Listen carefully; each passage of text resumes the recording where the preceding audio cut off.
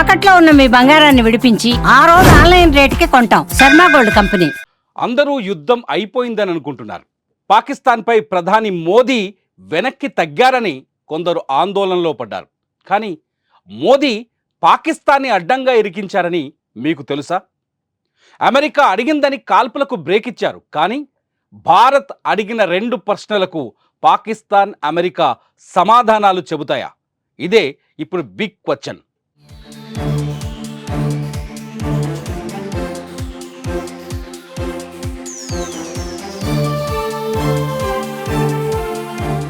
పాకిస్తాన్ మతాన్ని ఆయుధంగా వాడుకుంటోంది. మతాన్ని రెచ్చగొట్టి ప్రపంచానికి ముప్పుగా మార్చుతోంది. కాల్పులను ఆపేశామని ప్రపంచానికి చెప్పి రక్తపాతాన్ని సృష్టిస్తోంది. పాకిస్తాన్తో ఒక్క భారతదేశానికి మాత్రమే ముప్పు లేదు, మొత్తం ప్రపంచానికి ప్రమాదకరంగా మారింది పాకిస్తాన్. దేశం విచ్ఛిన్నమైన రోజు నుంచి నేటి వరకు భారత మాత గుండెలపైన బాంబులను పేలుస్తూనే ఉంది పాకిస్తాన్. భారతదేశ భవిష్యత్తును దెబ్బతీయటమే లక్ష్యంగా పెట్టుకొని రక్తపు దాహం తీర్చుకుంటోంది.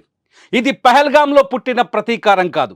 పార్లమెంటు దాడి మొదలు, ముంబై మారణకాండ మొదలు, పుల్వామాలో చెల్లాచెదురైపడ్డ సిఆర్పిఎఫ్ జవాన్ల శరీర భాగాల నుంచి మొదలు, పహల్గాంలో కుప్పకూలిన ఒక్కో భరతమాత ముద్దుబిడ్డ తుది శ్వాస వరకు ఈ ప్రతీకారానికి కారణమైంది. ఒంటి నిండా రక్తపు గాయాలవుతున్న, మతోన్మాద పేలుళ్ల రూపంలో గాయాలు చేస్తున్న, ప్రపంచం కోసం శాంతి జపం చేసిన భారత్కి ఇక ఓపిక నశించింది. అందుకే బుల్లెట్కు ఫిరంగి గుండుతో సమాధానం చెప్పాలని నిర్ణయించుకుంది.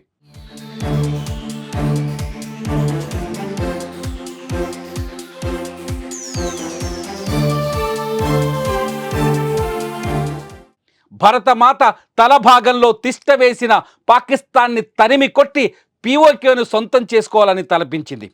ఇది కాల్పుల విరమణ కాదు, ఇది భారతీయుల సహనానికి విరమణ. ఇక రణమే నిజం. ప్రధాని మోదీ నిన్న వేసిన 2 ప్రశ్నలకి పాకిస్తాన్ సమాధానం చెబుతుందా? పాకిస్తాన్తో చర్చలు చేయాల్సిన అవసరం ఉందా? ఇది 150 కోట్ల భారతీయుల్లో, 150 కోట్ల భారత ప్రజల్లో ఉన్న ప్రశ్న. భారత మాతను అణువణువున తూట్లు పొడవాలని, బాంబులతో మోత మోగించాలని, భారతదేశాన్ని నాశనం చేయాలని అనుక్షణం 1948 నుంచి అనుక్షణం పోరాటం చేస్తున్న పాకిస్తాన్ని ఇంకా క్షమించాలా? మోదీ అడిగిన ప్రశ్నలవే.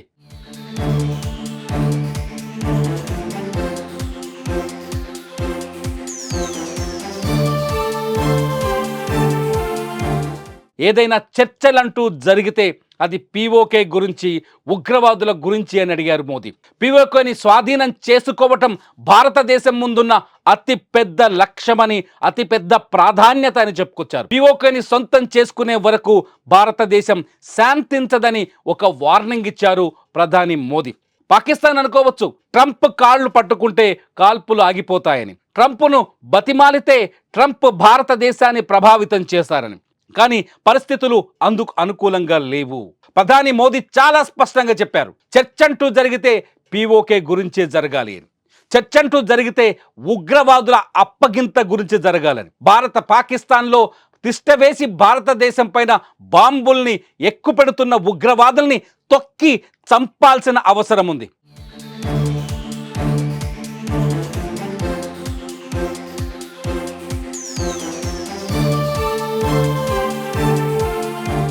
ప్రతి నిత్యం భారతదేశంలో రక్తపాతాన్ని సృష్టిస్తున్న ఉగ్రవాదుల్ని అంతం చేయాల్సిన అవసరం ఉంది. ఇది ఒక భారతదేశం లక్ష్యం మాత్రమే కాదు, ఇది ప్రపంచ లక్ష్యం. ప్రపంచవ్యాప్తంగా మతోన్మాదాన్ని బాంబులుగా మార్చి అమాయకుల ప్రాణాలు తీసుకుంటున్న ఈ పాకిస్తానీ ఉగ్రవాద శిబిరాలు మట్టిలో కలిసిపోవాల్సిన అవసరం ఉంది.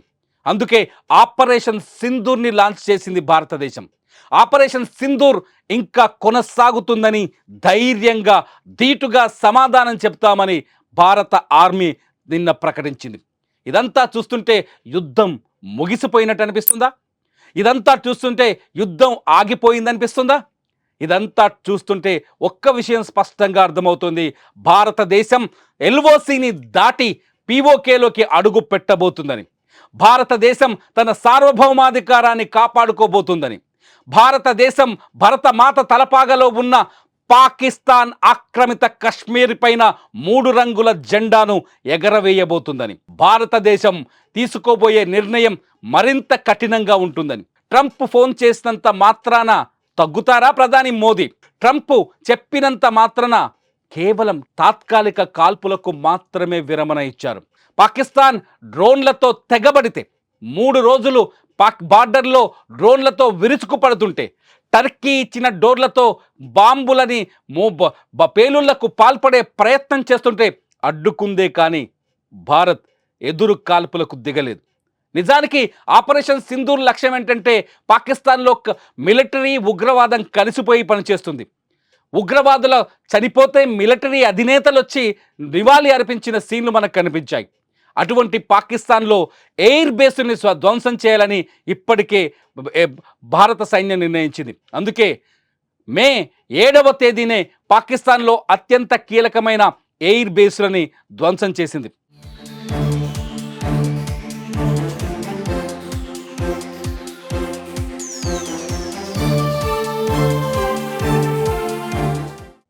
మిలిటరీ ప్రెస్ మీట్లో మనం ఈ వీడియోస్ని చాలా స్పష్టంగా చూడొచ్చు. నిన్న మిలిటరీ త్రివిధ దళాల అధిపతులు చాలా స్పష్టంగా చెప్పారు, పాకిస్తాన్ని మేము ఆల్రెడీ దెబ్బ కొట్టామని.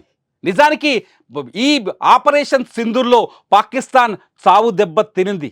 విజువల్స్లో మీరు చూడొచ్చు, పాకిస్తాన్లో కీలకమైన ఉగ్ర స్థావరాలతో పాటు పాకిస్తాన్లో వైమానిక స్థావరాల పైన కూడా మన భారత ఆర్మీ దాడి చేసింది. పాకిస్తాన్ పైన ఎప్పుడో బాంబుల మోత మోగించింది. ఆర్థికంగా పాకిస్తాన్కి కొంత IMF మద్దతు ఇవ్వచ్చు, కానీ సైన్యం పరంగా, ఎయిర్వేస్ పరంగా పాకిస్తాన్ ఊహించనంత బలహీన పడేలా చేసింది ఆపరేషన్ సింధూర్.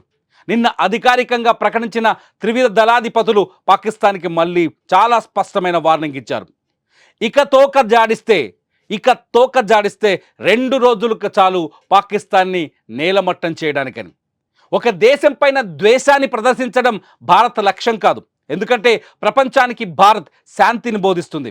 ఎందుకంటే ప్రపంచం అంటే ప్రపంచ మార్కెట్ భారత్లో ఉంది, భారత్ వైపు చూస్తుంది. భారత్ సహనాన్ని ఇప్పుడు ప్రపంచ దేశాలన్నీ గమనిస్తున్నాయి. అందుకే జస్ట్ వార్నింగ్ ఇస్తుంది భారత త్రివిధ దళాధిపతులు.